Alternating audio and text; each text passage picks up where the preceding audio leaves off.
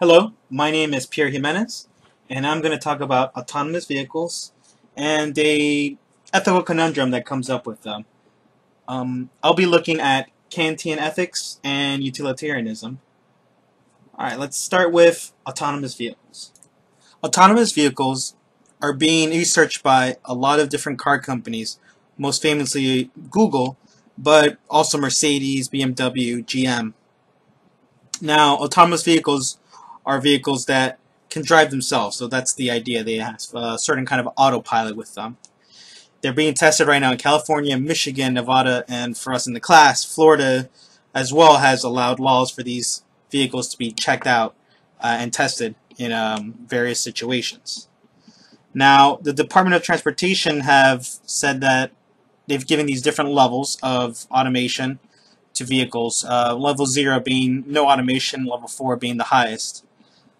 Since we're mostly concerned on level 3 and 4, let's look at those. Now, level 3 is that the vehicle behaves on its own, it drives by itself, except in a critical situation where the user, the driver, can take over from the car that's driving itself and input his own or her own commands. Now, an example of this kind of car would be the Prius Google car, which you can see in the picture. Now, after that is the level 4. Level 4 vehicle has, from start to end, no user input other than the destination.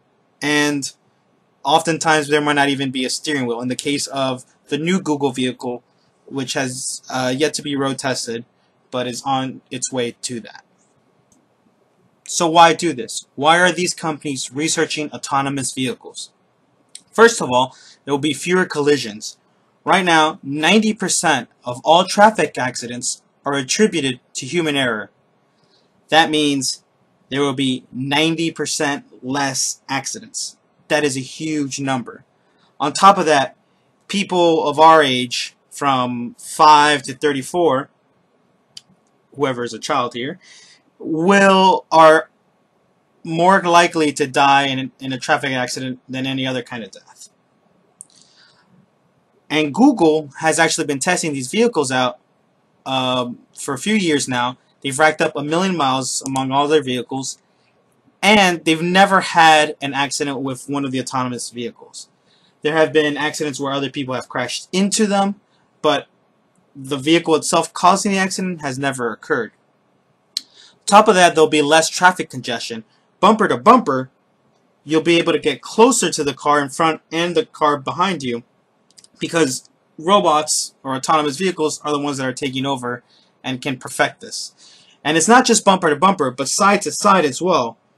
Because there's human error, we kind of swerve a little, but these vehicles will be perfect, and we could have almost double the space that we have now. Well, before it was a 3-lane highway, will become a 6-lane highway. Another really good thing about this is that anyone can use the vehicle, whether you're 5 years old, you're 95, you're blind, or you're drunk. No one needs a DD anymore. You could just go back home in your drunken stupor state and not get a DUI, and everybody is safe. The driver, the other drivers, the pedestrians. On top of that, the car will actually in itself get more value because it has the opportunity to be used by more people. Right now, a car just sits there waiting for the driver to come, use it, and then it leaves, they leave, and it just sits there. What if this car can actually be automatically driven somewhere, and that person can then use the car? That means for one vehicle, we'll be able to use it for more people. On top of that, the cars will be able to run faster, so you can actually get to places quicker. And there's actually a very good precedent for most of these advantages. The airline industry has been using autopilot and fly-by-wire systems for many years now, and it's actually increased safety tremendously. No one wants to go back to the old system. And on top of that, the planes can come in quicker and more perfectly. That's why even though there's a lot more congestion in the air, it hasn't really been a problem. The main problem is actually on the ground with all the TSA checking. It's not the planes. Now we've come to the ethical problem. Let's think of this critical situation. For example, what if your car is going very fast and it only has two options? Either it will run over 5 school children, or it runs off into a ravine, off the cliff. Pretty big ethical conundrum. And a similar problem has been talked about before. It's called the trolley problem. It's set up a little bit differently, where you have a track, there are 5 people tied to a track, you're sitting next to a switch. Now you have the power to switch. There's a trolley coming very quickly, and it's about to run these 5 people over. You can switch the track such that it'll go into another fork. But there is someone on that fork. In other words, you have 2 options. Either you do nothing and 5 people get run over, or you pull a switch and 1 person gets run over. What do you choose? Depending on your ethical viewpoint, there will be different answers. Now, as I see it, there are really different answers depending on the autonomous vehicle you're looking at. In level 4, the user, the driver, so to speak, or in this case the passenger, since they're all passengers, has no control. That means that the programmer or a legislative body who's decided this are the ones who are really telling the car what to do, a priori from the situation. And in the other viewpoint, in level 3, since the driver can take control, he has his own choice to make. He can decide what's going to happen. With that in mind, let's first look at level 3. Specifically, we're going to look at Immanuel Kant and his moral ethics, called the categorical imperative. Now, his ethical standard is act as to treat humanity, both in your own person and the person of every other, always at the same time as an end, never simply as a means. Kind of put simply, this means you have to respect both yourself and the rest of humanity. Never use them as merely a means. Now, Kant would say then that if you were to run over these children, then you're putting yourself above these 5 kids. You're kind of using them as a means. You're not respecting them and their life. As such, then, it is your prerogative, your duty, to jump off the bridge. Which kind of sucks for you, but that's what Kant would say you have to do. Let's now look at level 4. In this case, the programmer has to decide what's going to happen if this situation arises. I'm going to look at the other version of the categorical imperative, which Kant himself said that they were really equal. But I think this one is easier to analyze in this situation. It says, act only on that maxim through which you can at the same time will that it should become a universal law. In other words, if you think of a maximum, of a rule, and if you can think of it as being universal, that people would accept this universally, then you must follow it. It is your duty to follow it. So now, beginning where we started with the last formulation, let's kind of see what happens.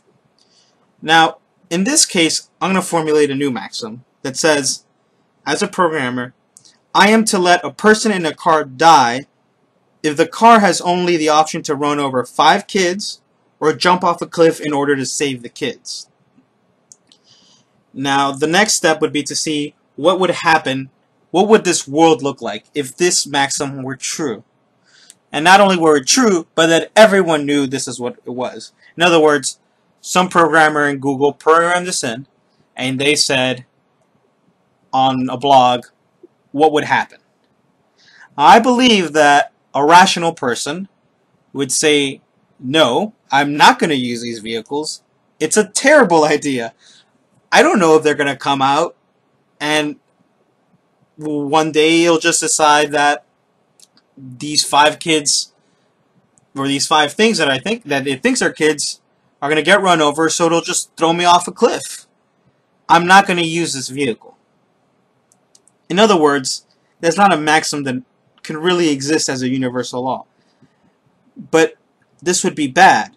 As before I stated all the numerous advantages, there would be 90% less vehicle fatalities.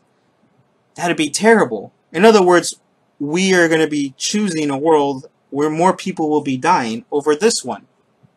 As such, then the programmer should decide not to let the car jump over the cliff.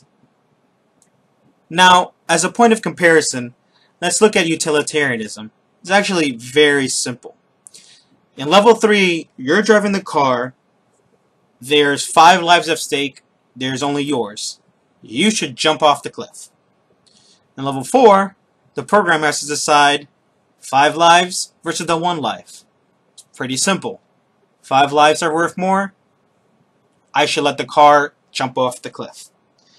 And a lot of people think this way. I asked someone just what it would be, what they would choose, and immediately they chose the 5 lives over the 1.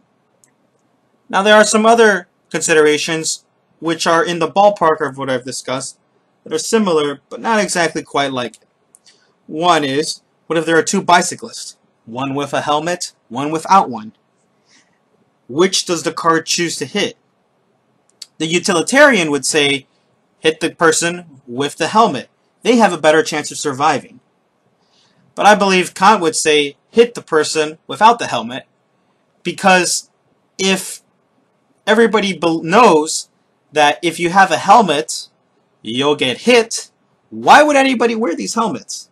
As such, no one will wear the helmets, and safety in general will go down. More people will get into head trauma accidents while they're on their bikes. Another one is, what if we use a random number generator to choose whether to jump off the cliff or hit the kids? But I believe both Kant and utilitarians would say no to this. It's just moving the responsibility away. You're not making a decision. In Kant's terms, you are eschewing your duty. Finally, what if we hide it from the sensors? In other words, neither the passengers, the kids, or even the car knows what the real situation is, so no decision could be made. Another option is obfuscating the information. If the car doesn't even know the situation exists, there's no decision to be made. But this is unlikely. Everything we have now collects more and more data. There are more and more sensors everywhere, and it's a lot easier to crunch these values and get meaningful information from.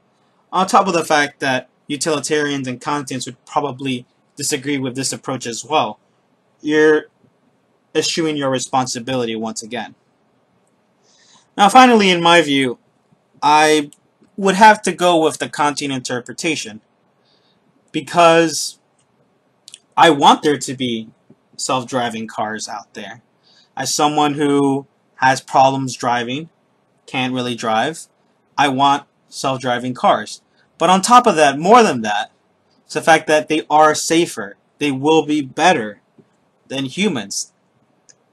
History has shown that they can do these jobs better. Why have a person behind it if you can have a machine?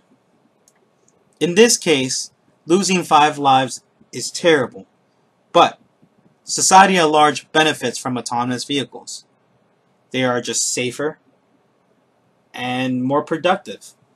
We will get more out of it as society. And these are generally edge cases. Because vehicles are safer in general, you would actually expect less of these situations to arise. Really, the best ethical choice is autonomous vehicles. Thank you for listening. I hope you have a good evening.